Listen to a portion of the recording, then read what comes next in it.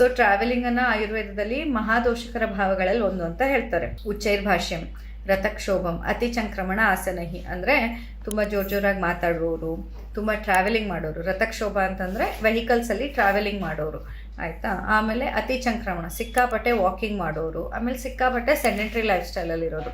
So ಇದೆಲ್ಲದೂ ಕೂಡ ಮಹಾದೋಷಕರ ಭಾವಗಳು, ನಮ್ಮ ದೇಹದಲ್ಲಿ ಬೇರೆ ಬೇರೆ ರೀತಿಯ ದೋಷಗಳನ್ನ ಡಿಸ್ಟರ್ಬ್ ಮಾಡುವಂಥ ಭಾವಗಳು ಅಂತ. ಸೊ ಈ ವಸ್ತುಗಳನ್ನು ನಾವು ರಿಪೀಟೆಡ್ಲಿ ಮಾಡ್ತಿದ್ದಾಗ, ಮತ್ತು ಅಜೀರ್ಣ ಅಹಿತ ಭೋಜ್ಯಷ್ಟು ಅಂದರೆ ನಮ್ಮಲ್ಲಿ ಈಗ ಜೀರ್ಣ ಆಗಿಲ್ಲ ಮೊದಲು ಫುಡ್ಡು, ಆದರೂ ಟೈಮ್ ಅಂತ ತಿಂತಾ ಇದ್ದಾಗ, ಅಥವಾ ಅಹಿತ ಭೋಜನ, ಈಗ ಒಂದು ಇದು ನಿಮಗೆ ಹಿತ ಅಲ್ಲ ಆದರೂ ನೀವು ತಿಂತಿದ್ದೀರಿ ಅಂದಾಗ ಅಹಿತ ಭೋಜನ, ಮತ್ತು ದಿವಾಸ್ವಪ್ನ, ಮತ್ತು ಮೈಥುನ ಕ್ರಿಯೆ. ಸೊ ಇದಿಷ್ಟನ್ನು ಅತಿಯಾಗಿ ಮಾಡಿದಾಗ ನಮ್ಮ ದೇಹದಲ್ಲಿ ಅಷ್ಟ ಮಹಾದೋಷಕರ ಭಾವಗಳು, ಮಹಾದೋಷವನ್ನು ಉಂಟು ಮಾಡಲಿಕ್ಕೆ 8 ರೀಸನ್ಸ್ಗಳು ಅಂತ. ಸೊ ನಿಮ್ಮ ಕೇಸನ್ನು ಅನಾಲಿಸಿಸ್ ಮಾಡಿದಾಗ ಈ 8 ದೋಷಗಳಲ್ಲಿ ಸುಮಾರಿಷ್ಟು ದೋಷಗಳು ನಿಮ್ಮಲ್ಲಿ ಕಂಡು ಬರುತ್ತೆ. ಅಂದರೆ ನಿಮ್ಮ ಪ್ರೊಫೆಷನ್ ಕಾರಣದಿಂದಾಗೋ, ಜವಾಬ್ದಾರಿಗಳ ಕಾರಣದಿಂದಾಗೋ ಸುಮಾರಿಷ್ಟು ಇದರಲ್ಲಿ ಅಂಶಗಳು ನಿಮ್ಮಲ್ಲಿದೆ. ಸೊ ಇದರಿಂದಾಗಿ ಮಹಾದೋಷಗಳು ಉತ್ಪತ್ತಿಯಾಗಿ ಅದು ನಿಮ್ಮ ಅಗ್ನಿಯನ್ನು ಡಿಸ್ಟರ್ಬ್ ಮಾಡಿದೆ. ಆ ಅಗ್ನಿ ಡಿಸ್ಟರ್ಬ್ ಆದಾಗ ಏನಾಗಿದೆ, ನೀವು ರೆಗ್ಯುಲರ್ ಆಗಿ ಈಗ ತಿಂತಾ ಇದ್ದ ಪ್ಯಾನ್ 40 ಇರ್ಬೋದು, ಬೇರೆ ಯಾವುದೇ ಆ್ಯಂಟಾಸಿಡ್ಸ್ಗಳಾಗಿರ್ಬೋದು, ಅದು ನಿಮ್ಮ ಈ ಆ್ಯಕ್ಚುಲಿ ಈಗಿನ ಕಂಡೀಷನ್ಗೆ ಕಾರಣ. ಅಂದರೆ ಆ ರೋಗದ ಒಂದು ರೂಪವಾಗಿ ಇದು ಬಂದಿರೋದಲ್ಲ, ಯಾರು ತುಂಬ ಸಮಯ ಕಾನ್ಸ್ಟೆಂಟ್ಲಿ ಅದನ್ನ ಅವಾಗ ತಗೊಳ್ತಿರ್ತಾರೆ ಈ ಸಿಂಪ್ಟಮ್ಯಾಟಿಕ್ ಒಂದು ಸಪ್ರೆಷನಿಗೋಸ್ಕರ, ಅಂಥವರಲ್ಲಿ ಈಗ ಆ ಆ್ಯಂಟಾಸಿಡ್ಸ್ಗಳಿಂದ ಯಾವ್ಯಾವ ರೀತಿಯ ರೋಗಗಳು ಬರ್ತಿದೆ ಅನ್ನೋದು ಈಗ ರಿಸರ್ಚ್ಗಳು ಪಬ್ಲಿಷ್ ಮಾಡ್ತಾ ಇದ್ದಾವೆ. ಸೊ ಇಲ್ಲಿಗೇನಾಗಿದೆ, ಈಗ ಪ್ಯಾಂಕ್ರಿಯಾಟಿಕ್ ಡಕ್ಟಲ್ಲಿ ಒಂದು 8 mm ಕ್ಯಾಲ್ಕುಲಸ್ ಇರೋವಂಥದ್ದು, ಅದು ಹೆಡ್ಡಲ್ಲೇ ಇದೆ, ಪ್ಯಾಂಕ್ರಿಯಾಟಿಕ್ ಹೆಡ್ಡಲ್ಲಿದೆ. ಆಮೇಲೆ ಇನ್ನೊಂದು 7 mm ಇಂದಿದೆ, ಅದು ಒಳಗಡೆಯಲ್ಲಿದೆ. ಮತ್ತು ಅಷ್ಟೇ ಅಲ್ಲದೆ ಅಲ್ಲೊಂದು ಪ್ಯಾಂಕ್ರಿಯಾಸ್ ಮತ್ತು ಡಿಯೋಡಿನಮ್ ಇದರ ಮಧ್ಯೆ ಒಂದು ಗ್ರೂವಲ್ಲಿ ಒಂದು ಲೀಷನ್ ಇದೆ. ನಿಮ್ಗೆ ಈ ನೋವು ಬರೋದು ಆ ಲೀಷನಿಂದ. ಯಾಕಂದರೆ ಬರೀ ಕ್ಯಾಲ್ಕುಲಸ್ಸಿಂದ ಅನ್ಲೆಸ್ ಆ್ಯಂಡ್ ಅಂಟಿಲ್ ಅದು ಸ್ಟಕ್ ಆಗದೆ ಇದ್ದರೆ, ಅಥವಾ ಅದು ಮಧ್ಯೆ ಬಂದು ಎಲ್ಲೋ ಬ್ಲಾಕ್ ಆಗದೆ ಇದ್ದರೆ ನಿಮಗೆ ಅದರಿಂದ ಪೇನ್ ಬರೋದಿಲ್ಲ. ಮತ್ತು ಇಲ್ಲಿ ಪ್ಯಾಂಕ್ರಿಯಾಟಿಕ್ ಒಂದು ಕ್ಯಾಲ್ಕುಲಸ್ ಅಂತ ಅಂದಾಗ ಅದು ನಮ್ಮ ಕಿಡ್ನಿ ಸ್ಟೋನ್ ಥರ ಕಲ್ಲಿರಲ್ಲ, ಇದು ಫ್ಯಾಟ್ ಇಂದು ಗ್ಲೋಬ್ಯೂಲ್ ಆಗಿರುತ್ತೆ. ಅಂದರೆ ಈ ಆಕ್ಸಲೇಟ್ ಕ್ರಿಸ್ಟಲ್ಸ್ ಥರ ಈ ಕ್ರಿಸ್ಟಲ್ ಇರೋದಿಲ್ಲ ಇಲ್ಲಿ. ಕಿಡ್ನಿಯಲ್ಲಾದರೆ ಅದು ಆಕ್ಸಲೇಟ್ ಕ್ರಿಸ್ಟಲ್ಸಿಂದ ಆಗಿರುತ್ತೆ, ಬಟ್ ಇಲ್ಲಿ ಆ ಕ್ರಿಸ್ಟಲ್ ಇಂದ ಅದು ಫಾರ್ಮ್ ಆಗಿರೋದಿಲ್ಲ. ನಮ್ಮ ದೇಹದಲ್ಲಿ ಆ ಫ್ಯಾಟ್ ಮಾಲಿಕ್ಯೂಲ್ಸ್ಗಳು ಒಂದು ಫ್ಯಾಟ್ ಗ್ಲೋಬ್ಯೂಲ್ ತರ ಇರುತ್ತೆ, ಕೊಬ್ಬಿನ ಅಂಶದ ತರ ಇರುತ್ತದು, ಆಯ್ತಾ.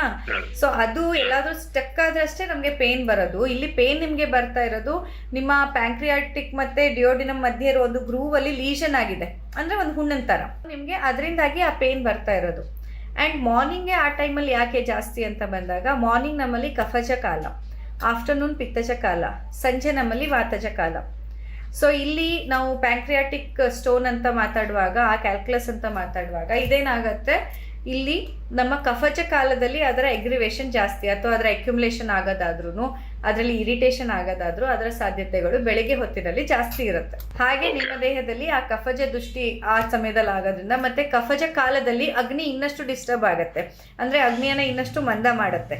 ಸೊ ಹಾಗಾಗಿ ನಿಮಗೆ ಆ ಟೈಮಲ್ಲಿ ಆ ಪೇನ್ ಕಾಣಿಸ್ಕೊಳ್ಳುತ್ತೆ, ಮತ್ತೆ ಒಂದು ಸ್ವಲ್ಪ ಹೊತ್ತಿಗೆ ಅದು ಸರಿ ಹೋಗುವಂಥದ್ದು ಹೀಗೆ. ಸೊ ಇಲ್ಲಿ ನಿಮ್ಮ ಕಂಡೀಷನಲ್ಲಿ ನಾವು ಮುಖ್ಯವಾಗಿ ಮೊದಲು ಅಡ್ರೆಸ್ ಮಾಡಬೇಕಾಗಿರೋದು ನಿಮ್ಮ ದೇಹದಲ್ಲಿನ ಗಟ್ ಹೆಲ್ತನ್ನು ಸರಿಪಡಿಸ್ಬೇಕು. ಗಟ್ ಹೆಲ್ತ್ ಅನ್ನೋದು ಬರೀ ನಮ್ಮ ಟಾಯ್ಲೆಟ್ಟಿಗೆ ಅಷ್ಟೇ ಸಂಬಂಧಪಟ್ಟಿದ್ದಲ್ಲ.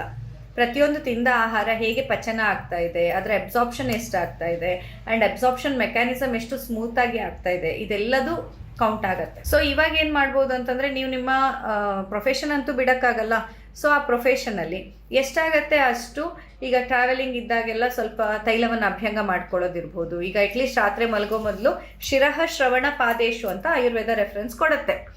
ಯಾರ್ಯಾರು ತುಂಬ ಬ್ಯುಸಿ ಇರ್ತಾರೆ, ಇಡೀ ದೇಹಕ್ಕೆ ಎಣ್ಣೆ ಹಚ್ಚಿ ಸ್ನಾನ ಮಾಡೋಕ್ಕಾಗಲ್ಲ, ಅವರು ಪ್ರತಿನಿತ್ಯ ಶಿರಃ ತಲೆ ಚರ್ಮಕ್ಕೆ, ಮತ್ತು ಶ್ರವಣ ಕಿವಿಯ ಹೊರಭಾಗಕ್ಕೆ ಇಲ್ಲಿ, ಮತ್ತು ಕಾಲ್ಪಾದಕ್ಕೆ ಇಷ್ಟನ್ನು ಹಚ್ಚಿ ಸ್ನಾನ ಮಾಡೋದು. ಆಗಿಲ್ಲ, ಅದು ಆಗ್ತಾ ಇಲ್ಲ ಅಂದರೆ ಅಟ್ಲೀಸ್ಟ್ ರಾತ್ರಿ ಮಲಗುವಾಗ ಶಿರಃ ಶ್ರವಣ ಪಾದಕ್ಕೆ ತೈಲವನ್ನು ಅಭ್ಯಂಗ ಮಾಡಿ, ನಾನು ಕಳಿಸ್ಕೊಡ್ತೀನಿ ವಾತಶಮನ ತೈಲವನ್ನು, ಆ ಅಭ್ಯಂಗ ತೈಲವನ್ನು ಹಚ್ಚಿ ಮಸಾಜ್ ಮಾಡಿ ನೀವು ಮಲಗೋ ಅಂಥದ್ದು. ಇದು ಏನು ಮಾಡುತ್ತೆ, ಆ ಒಂದು ಮಹಾದೋಷ ಇನ್ನೂ ಫರ್ದರ್ ಉತ್ಪತ್ತಿ ಆಗೋದನ್ನ. ಇವಾಗ ಏನಂತಂದರೆ ಇರೋ ಕಂಡೀಷನ್ ಟ್ರೀಟ್ ಮಾಡೋದು ಒಂದಾಯ್ತಾ, ಬಟ್ ಇದು ಇಲ್ಲಿಗೆ ನಿಲ್ಲೋದಿಲ್ಲ. ಈಗ ನಿಮಗಿರುವಂಥ ಇಶ್ಯೂಸನ್ನು ನಾವು ನೋಡಿದಾಗ, ಈವನ್ ಈಸೋಫೇಗಸಲ್ಲಿ ಇನ್ಫಾರ್ಮೇಷನ್ ಇದೆ. ಈಗ ಮೊನ್ನೆ ಜುಲೈದಲ್ಲಿ ಮಾಡಿದ ರಿಪೋರ್ಟ್ ಪ್ರಕಾರ ಈಸೋಫೇಜಿಯೈಟಿಸ್ಸು ಇದೆ, ಅಂದರೆ ಇನ್ಫ್ಲಮೇಷನ್ ಇದೆ, ಅನ್ನನಾಳದಲ್ಲಿ ಇನ್ಫ್ಲಮೇಷನ್ ಇದೆ. ಹಯಾಟಸ್ ಹರ್ನಿಯಾ ಅಂತ ಕೂಡ ಬಂದಿದೆ. ಹಾಗೆ ನಮ್ಮ ಒಂದು ಅಲ್ಲಿ ಇದೇನು ಸ್ಪಿಂಕ್ಟರ್ ರಿಂಗ್ ಅಂತ ಏನು ಹೇಳ್ತೀವಿ, ಅದರಲ್ಲಿ ಕೂಡ ನಮಗೆ ಥಿಕನಿಂಗ್ ಅಥವಾ ಡಿಸ್ಟರ್ಬ್ಡ್ ಒಂದು ಫಾರ್ಮೇಷನ್ ಕಾಣಿಸ್ತಾ ಇರೋದು. ಅಷ್ಟೇ ಅಲ್ಲದೆ ಡಿಯೋಡಿನಮ್ ಅಲ್ಲಿ ಇನ್ಫ್ಲಮೇಷನ್ ಇರೋದು, ಪ್ಯಾಂಕ್ರಿಯಾಸ್ ಇಲ್ಲಿ ಲೀಷನ್ ಇರೋದು, ಮತ್ತೆ ಜೊತೆಯಲ್ಲಿ ಸ್ಟೋನ್ ಇರೋದು. ಇದೆಲ್ಲ ಅಂಶ ನೋಡಿದಾಗ ಹೆಸರುಗಳೇನೇನೋ ತುಂಬಾ ದೊಡ್ಡ ದೊಡ್ಡದು, ಅಯ್ಯೋ ಎಷ್ಟೊಂದು ಹೆಸರುಗಳಂತ ಅನ್ಸುತ್ತೆ. ಬಟ್ ಬೇಸಿಕಲಿ ಎಲ್ಲವೂ ಬಂದಾಗ ಅಗ್ನಿಯಲ್ಲಿ ಆಗಿರುವಂತಹ ದೃಷ್ಟಿ ಆಹಾರವನ್ನ ಪಚನ ಮಾಡುವಲ್ಲಿ ಅಸಮರ್ಥ ಆಗ್ತಿದೆ. ಆದರೆ ಅದನ್ನ ಸರಿಪಡಿಸ್ಕೊಳ್ಳೋಕೆ ಅಂತ ದೇಹ ಏನ್ ಪ್ರಯತ್ನ ಮಾಡುತ್ತೆ, ಆ ಪ್ರಯತ್ನದಲ್ಲಿ ದೇಹದ ಅಂಗಾಂಗಗಳನ್ನ ಸುಡ್ತಾ ಇದೆ. ಅದು ದೇಹದಲ್ಲಿ ಇನ್ಫ್ಲಮೇಷನ್ಗಳು ನಾಟ್ ನೆಸಸರಿ ಪ್ರತಿ ಸತಿ ಹೊರಗಡೆಯಿಂದನೇ ಬರುತ್ತೆ ಅಂತಲ್ಲ, ದೇಹದೊಳಗೂ ಒಂದು ಕೆಮಿಕಲ್ ಫ್ಯಾಕ್ಟ್ರಿ ಇದೆ. ಸೊ ಈ ದೇಹವೇ ಅದನ್ನ ಉತ್ಪತ್ತಿ ಮಾಡ್ತಿರತ್ತೆ. ಈ ಇರೋಂತಹ ಅಗ್ನಿ ಸಮಸ್ಯೆಯನ್ನು ಸರಿಪಡಿಸೋದಕ್ಕೆ ಅಂತ ಉತ್ಪತ್ತಿಯಾದ ಅಗ್ನಿ ಆಹಾರ ಪಚನ ಮಾಡೋದ್ರ ಬದಲಿಗೆ ದೇಹದ ಅಂಗಾಂಗಗಳಿಗೆ ದೃಷ್ಟಿಯನ್ನ ಕೊಡ್ತಾ ಇದೆ. ಹಾಗಾಗಿ ಇದೆಲ್ಲ ಲೀಷನ್ಸ್ಗಳಾಗಿದ್ದಿರಬಹುದು, ಈ ಎಲ್ಲ ತೊಂದರೆಗಳು ಬರ್ತಾ ಇರೋದು.